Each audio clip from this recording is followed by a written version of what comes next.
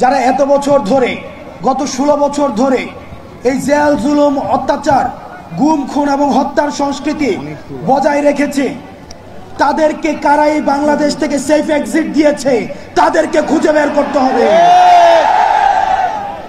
কাদেরকে ক্যান্টনমেন্টে আশ্রয় প্রশ্রয় দেওয়া হয়েছে, কারা এদের সাথে জড়িত তাদেরকে খুঁজে বের করতে হবে। পৃথিবীর ইতিহাসে আর কোথাও নেই একই সাথে শিক্ষক, বুদ্ধিজীবী, অভিনেতা, নায়ক, পেশাজীবী, শ্রমজীবী একই সাথে ফ্যাসিস্টের পা চেটেছে। আজকে আমাদের সময় এসেছে তাদেরকে খুঁজে বের করা। যেই ডাক্তার সেদিন আহতদেরকে চিকিৎসা দেয়নি, যেই জনগণের পয়সার কেনার বুলেট যাদের দরকার ছিল, যেই বিজিবি থাকার দরকার ছিল সীমান্তে, তাদেরকে ডেকে এনে তাদেরকে দিয়ে কারা গুলি চালিয়েছে তাদেরকে খুঁজে বের করতে হবে। আমার পুলিশ ভাইদেরকে কারা ব্যবহার করেছে তাদেরকে খুঁজে বের করতে হবে। যাদের কলম এই ফ্যাসিবাদের পক্ষে লিখেছে এই কলমগুলোকে ভাঙতে হবে। যেই যার জিহ্বা এই ফ্যাসিবাদকে সমর্থন জুগিয়েছে এই জিহ্বাগুলোকে আটকাতে হবে। যেই নায়ক, যেই অভিনেতা, যারা সিনেমা বানিয়েছে এই ফ্যাসিবাদের পক্ষে, লক্ষ লক্ষ কোটি দিস্তা কাগজ এই ফ্যাসিবাদের পক্ষে সমর্থন জুগিয়েছে, এই কাগজগুলোকে পোড়াতে হবে। আমরা দেখছি আজকে যাদের হাতে 2000 শহীদের রক্তের দাগ লেগে আছে, তারা যখন জেল থেকে বের হয় মনে হয় শ্বশুর বাড়িতে পিকনিক করতে আসছে। আমরা খবর পেয়েছি ক্যান্টনমেন্ট গুলাতে, জেলখানা গুলাতে নাকি রাতের বেলায় ব্যাডমিন্টন খেলার আয়োজন করা হয়। প্রশাসন, পুলিশ প্রত্যেকটা স্তরে স্তরে এই ফ্যাসিজমের আখড়া গড়ে উঠেছে।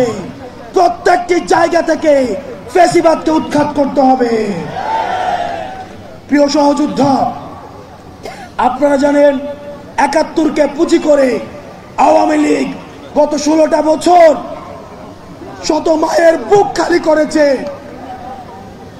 শত স্ত্রীকে বিধবা করেছে, শত সন্তানকে এতিম করেছে, শত মাকে সন্তান হারা করেছে।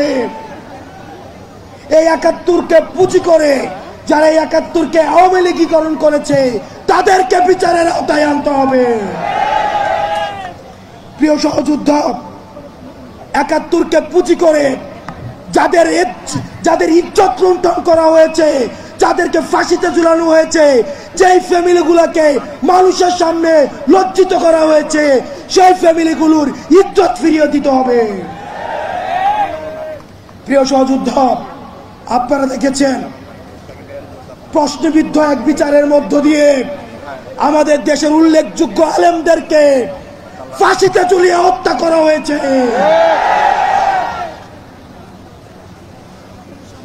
আমরা এই বিচার নিশ্চিত না করা পর্যন্ত দুনিয়ার কোন শক্তি নাই আমাদেরকে রাজপথ থেকে উৎখাত করবে। প্রিয় সহযোদ্ধা, আপনারা জানেন ক্ষমতার লোভে অনেক রাজনৈতিক দল আওয়ামী লীগকে মাফ করে দেওয়ার আলাপ তুলেছে। আমরা আপনাদেরকে বলতে চাই, মন্ত্রিত্বের লোভে, ক্ষমতার লোভে, সংসদে যাওয়ার লোভে আপনি যদি মনে করে থাকেন এই আহতরা রাস্তায় রক্ত দিয়েছে এবং এই রক্তের উপর, এই পিচ্ছিল রক্তের উপর দিয়ে আপনি সংসদে যাবেন, তাহলে মনে রাখবেন জাতীয় বেঈমান হিসেবে পরিচিত হবেন। ক্ষমা চাওয়া তো দূরে থাক, তারা এখন হত্যার হুমকি দিচ্ছে বিদেশে বসে। কিন্তু আমরা দেখছি মুরব্বীদের মধ্যে তাদের জন্য মায়া হচ্ছে। মনে রাখবেন, যারা এই রিকনসিলিয়েশনের আলাপ তুলছেন, আওয়ামী লীগকে নির্বাচনে দেখতে চাচ্ছেন, আপনারা ক্ষমতামুখী, আর আমরা আহত এবং যারা জীবন্ত শহীদ আমরা হচ্ছে যতদিন পর্যন্ত না আওয়ামী লীগের বিচার নিশ্চিত হবে ততদিন পর্যন্ত আগে বিচারের প্রশ্ন। আমি মুরব্বীদেরকে বলতে চাই, যারা বিশেষজ্ঞ রাজনীতিবিদ আছেন, যারা রাজনীতি করছেন, আপনারা ক্ষমতায় যাবেন, গণতন্ত্র প্রতিষ্ঠিত হবে, ভোটাধিকার প্রতিষ্ঠিত হবে, এগুলোর জন্য আমরা আন্দোলন করেছি। কিন্তু আওয়ামী লীগের বিচার নিশ্চিতের পূর্বে তাদেরকে যদি আপনারা রাজনীতির ময়দানে ফিরিয়ে আনতে চান, তাহলে এই আহতদের রক্তের উপরে পাড়া দিয়ে আপনারা তাদেরকে বাঁচাতে হবে। আমার ভাই ইলিয়াস ঘুমিয়েছে, তাদের দুঃখ স্মৃতি আমাদের মনে আছে। তাদের রক্তের উপর দাঁড়িয়ে ভারতের সাথে কোন উন্নত জনসম্পর্ক আর হবে না।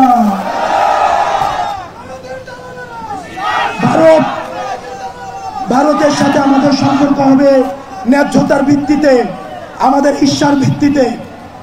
আমরা বলতে চাই, ভারত জঙ্গিদেরকে এখন আশ্রয় দিচ্ছে, জঙ্গিদেরকে পৃষ্ঠপোষকতা দিচ্ছে, এবং গুজরাট কসাই আমার দেশে সাম্প্রদায়িক সম্প্রীতির সেরাসন দিচ্ছে।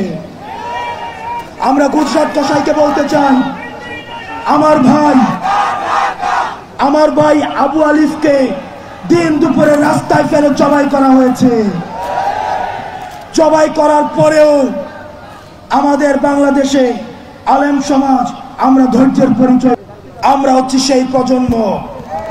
আপনারা যদি মনে করে থাকেন যারা হচ্ছে সমঝোতার রাজনীতিতে বিশ্বাস করেন, যারা চাচ্ছেন ব্যাকডোর দিয়ে সমঝোতা করবেন, মামলা বাণিজ্যের মধ্য দিয়ে সমঝোতা করবেন, মনে রাখবেন এই প্রশস্ত বুকের উপর দিয়ে তাহলে আবার বুলেট যেতে হবে।